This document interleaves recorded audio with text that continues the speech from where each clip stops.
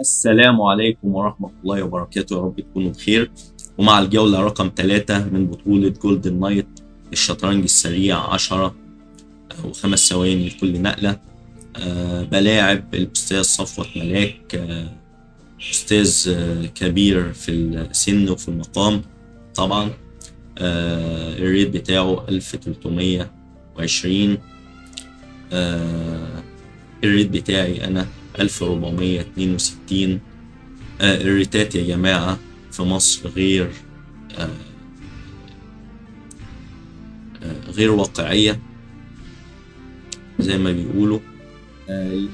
الريتات غير واقعية لأن المشتركين أو اللعيبة ما بتلعبش عدد كافي من المباريات بسبب الظروف الحياتية بتاعتها. ده سبب من الأسباب، فبيبقى بيمارس اللعبة على النت أو على المقهى.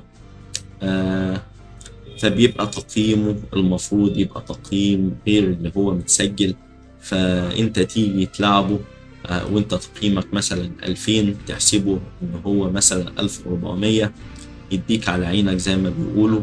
فانت ما تستغربش، واعرف ان التقييمات غير واقعية.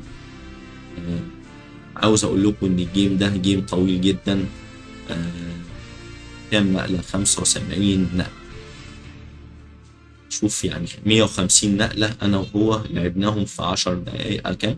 في تلت ساعة. 150 نقلة. بدأ E4، لعبت السي 5 سيسيليان ديفنس. وبحب ألعب في التفريع ده. نايت اف 3 نقلة تيبيكال عند الأبيض، نقلة هجومية جيدة.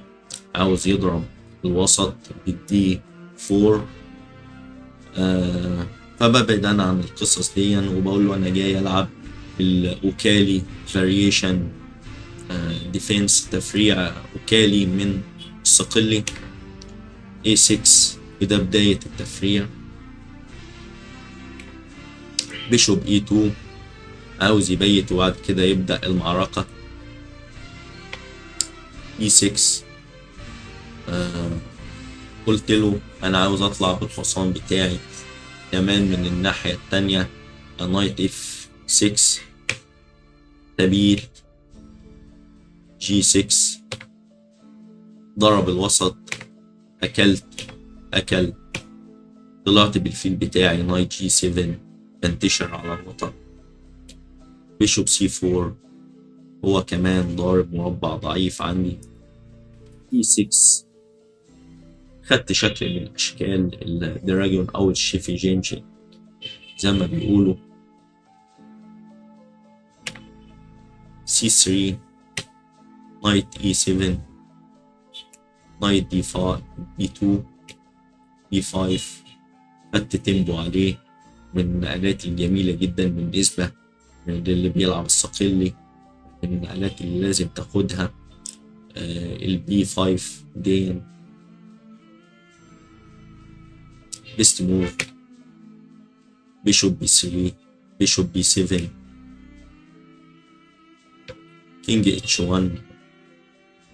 بيأمن ملكه. واضح ان الاستاذ صفوت لعبني قبل كده، والحمد لله ان الواحد كسبه قبل كده، بس بكسبه يعني بطلوع روح زي ما بيقولوا.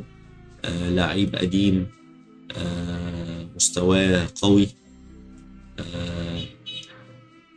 النقلات بتاعته بيتأنى فيها، والجيم بتاعه أول ما بعرف إن أنا هلاعب الأستاذ صفوت بعرف إن الجيم طويل. تبيت F4، بيقول لي أنا جاي هاجم. E5، قلت له طيب. F في E5، بيشوب في E5، في 3، ضاغط على المربع ده 3 قطع هنا برخ الوزير وبالفيل من هنا. D5، قلت له أستاذ صفوت مش هينفع كده، أنا جاي ألعب مش جاي تعمل عليا كومبينيشن كومبينة يعني. If D5، بيشوب في دي 5، قلت له إني جاي أكسر بصراحة. بيشوب في دي 5، قلت للوزير، قلت له تكسر وزير في وزير، اللي ماشي. نايت في دي 5، نايت 2 اف 3، تكفيلك. رجعت بيشوب جي 7 بيست موف. بيشوب دي 2، نايت دي 7. لعب هنا طالب في أي وقت يديني كش أو يسيطر على المربعات السوداء دي ويعمل لي خلل في أماكن القطع. روك اي سي 8، قلت له يمكن ما تاخدش بالك، تديني كش هنا على أساس إن أنت فورك وتاخد الرخ بتاعي. قال لي يا ابني أنت حاطط الحصان بتاعك ده يعني زينة، ما هو ضارب مضروب الحصان. رجع تاني، نايت سي دي 4، نايت سي 5، روك اي دي 1، نايت اي 4، بيشوب سي 1. الفيل رجع بيأمن، نايت بي 6، روك دي اي 1، روك اف اي 8، روك اي 2، عاوز يجوز.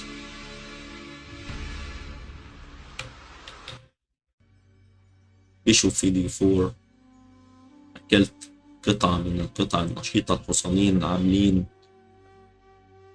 شبكة فظيعة، واحد مسيطر على المربعات السوداء والتاني مسيطر على المربعات البيضاء، والفيل بتاعي واقف يتفرج. فقلت له لأ، تعالى. كلب الحصان، الحصان بتاعه متسنطر في وسط الرقعة، مسيطر على المربعات البيضاء كلها. فاتجنب بأسامة اللعب على المربعات البيضاء قدر الإمكان. نايت سي 4،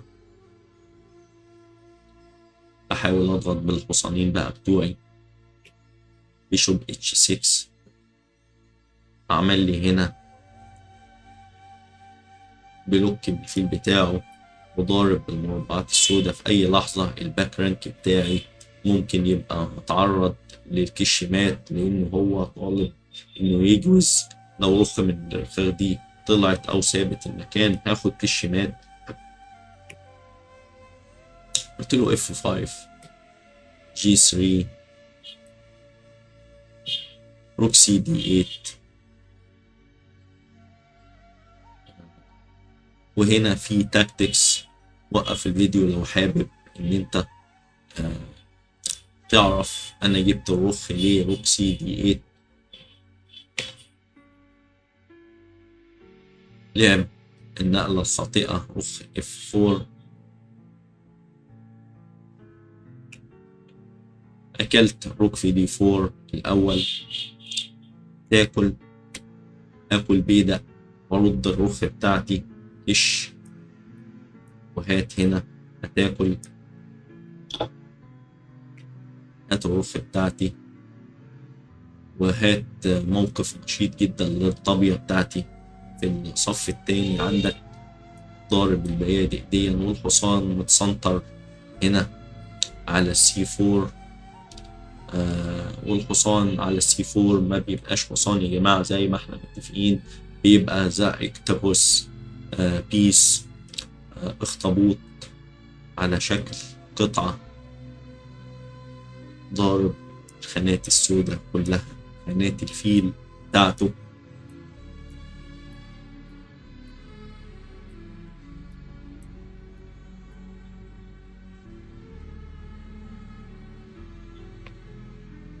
قال لي امشي بقى بالاكتوبوس بتاعك ده.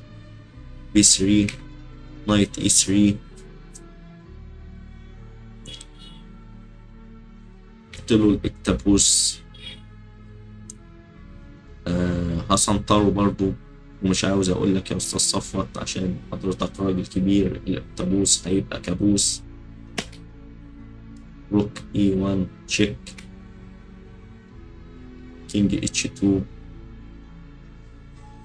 والكش دي اديتها له الاول ان هو اولا كان ضارب القطعه بتاعتي، مهدد القطعه بتاعتين. طب انت مش واخد بالك إن أنا هديك كش وأديك كش تانية هنا.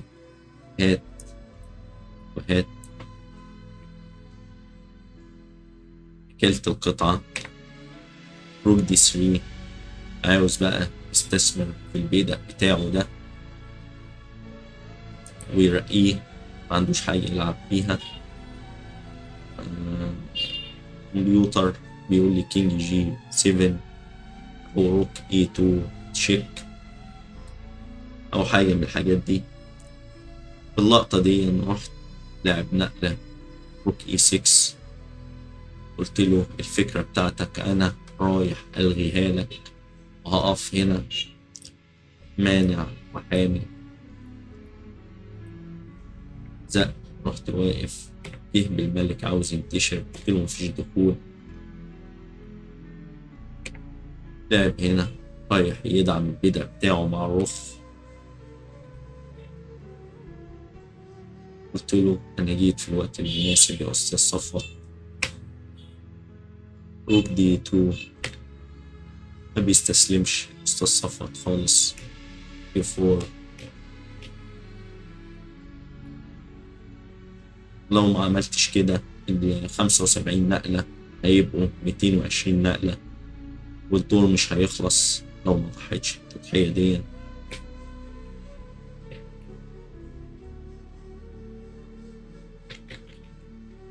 قلت له أنا مش عاوز حاجة غير البيدق ده، ومع ذلك الدور خلص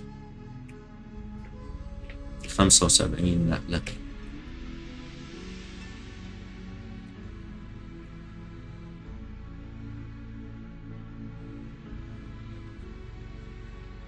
تشيك ميت. يا رب تكونوا انبسطتوا، ومتشكر جدا على المشاهدة الطيبة، والسلام عليكم.